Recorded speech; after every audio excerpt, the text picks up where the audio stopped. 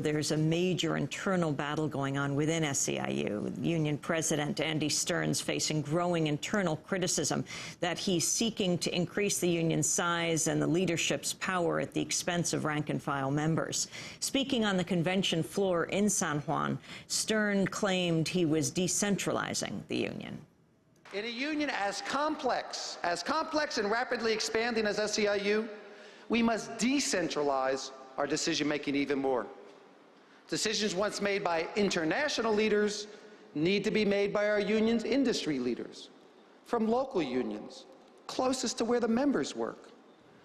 But dissident members of SEIU took to the floor on Monday in what's being described as the most contentious labor convention since Stearns split the AFL-CIO in 2005. This is Maya Morris, leader in SMART, the SEIU member activist for reform today, speaking on the convention floor. Ironically, these proposals turn democracy and worker empowerment on its head. Therefore, I move to reject the proposal as it is, and I move to amend the proposal to include a set of principles, policies, and programs that guarantee the right of elected rank-and-file members to participate at every level of contract negotiations. Thank you. Juan, talk about this split. Yeah, well, I actually got a chance to talk to many of the SEIU members, even though I did not have a chance to go to the convention. But they had about 5,000 people in Puerto Rico for this conference, so they had all the hotels, and I know quite a few of the leaders and members. And clearly, there is a continuing battle going on in SEIU, and the focus really has been now the United Healthcare Workers West in California, led by Sal Roselli, and who have been spearheading this rank-and-file movement calling for greater democracy. Stern and the leadership there have come down very hard on this movement. They did allow debate, and because obviously the movement does not have a majority within the union, but it is significant that there's any kind of a sharp debate or a strong caucus now developing within SEIU. And I think that there are fundamental issues now within SEIU over how do you define union growth and union democracy.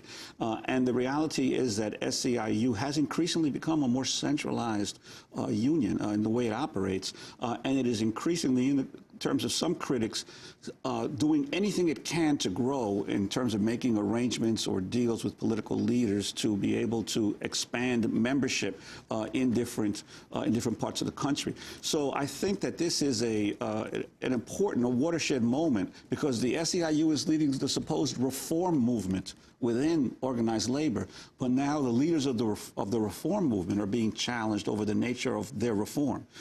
And I think that this is the opening salvo is what's going to continue to be an ongoing battle. I also want to talk about the teachers union, but let's go to break and then we'll come back. After that, we'll be joined by David Sirota. His new book is called The Uprising, an unauthorized tour of the populist revolt scaring Wall Street and Washington. And then we'll meet one of the Guantanamo protesters and find out about their sentences. This is Democracy Now! We'll be back in a minute.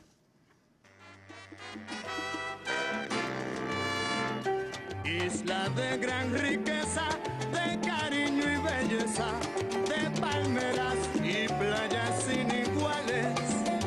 Isla tierna y pura y de gran hermosura, verdes valles y pueblos hechiceros.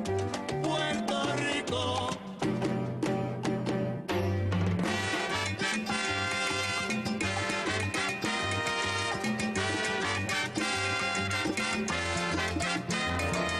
Isla linda y preciosa, fabulous.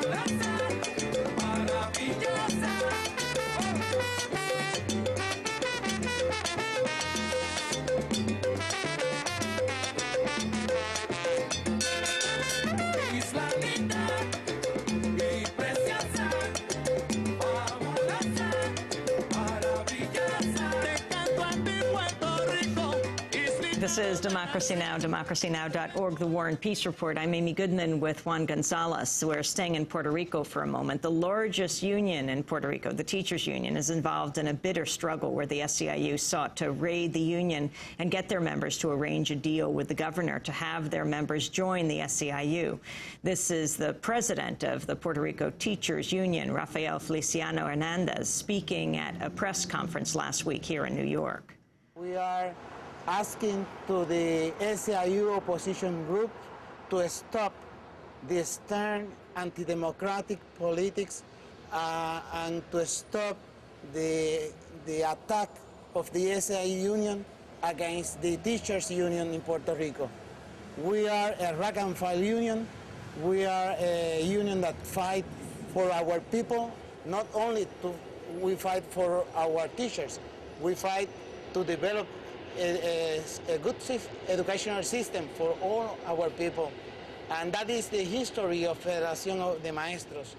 And I think that the convention is a good moment for the Federación to develop and struggle against the SEIU direction, the stern direction, and the tactics that they are developing. But also, the convention is a good moment to share with the SEIU delegates, the opposition sector of the SEIU delegates, that thinks that the stern politics is bad for the union, and we ask for solidarity, and we ask to stop the aggression of SEIU against our teachers and to our country, because the Federación is a very important institution in Puerto Rico that is fighting with the communities in many areas. And I think that the alliance between the government, Dennis Rivera, and SEIU is an imperialism attack against our country. That's Puerto Rican Teachers Union President Rafael Hernandez. Juan? Rafael Feliciano Hernandez. Yeah, I think that the key thing here is that the teachers union is the largest and most militant union in Puerto Rico. It has always been.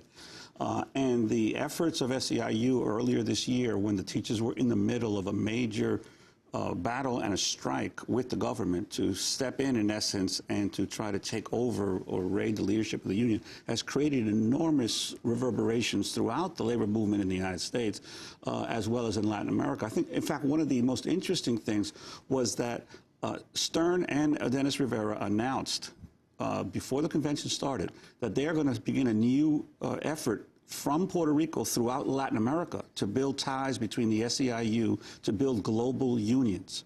So in essence, what SEIU is trying to do by gaining control of the teachers union and in effect the Puerto Rican labor movement, is to then branch out into the rest of Latin America. Now, they insist that they're not going to do it in a way that will hurt the autonomy or the democracy of those unions, but the record so far has not been too good in that way.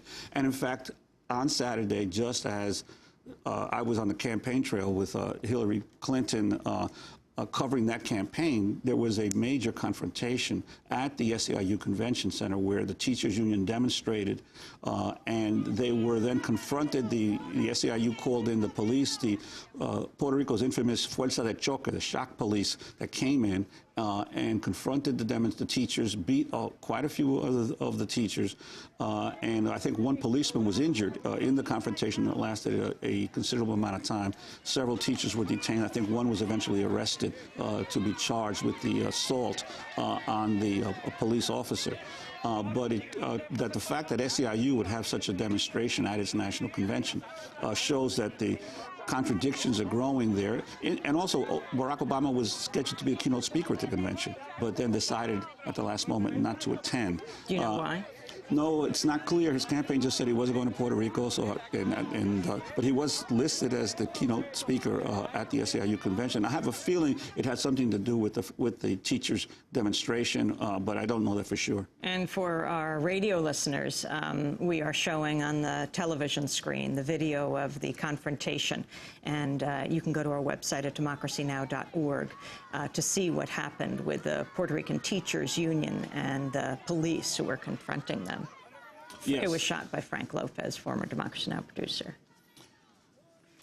And so where does Puerto Rico go from here? How does it fit into the presidential election? Well, now it's basically gone from the presidential election, except that Barack Obama did make several promises in terms of attempting to equalize the Medicare and Medicaid benefits to the island, which is a major problem, that the Congress continues to cap all federal entitlement programs to Puerto Rico at a far lower level than the rest of the 50 states. And Puerto Ricans, being U.S. citizens, feel that this is a form of discrimination. He has promised to move on that, and he has promised that he will try to resolve the status issue in Puerto Rico. So I think that if he is elected, there is an opportunity that some of these issues on the island will be addressed.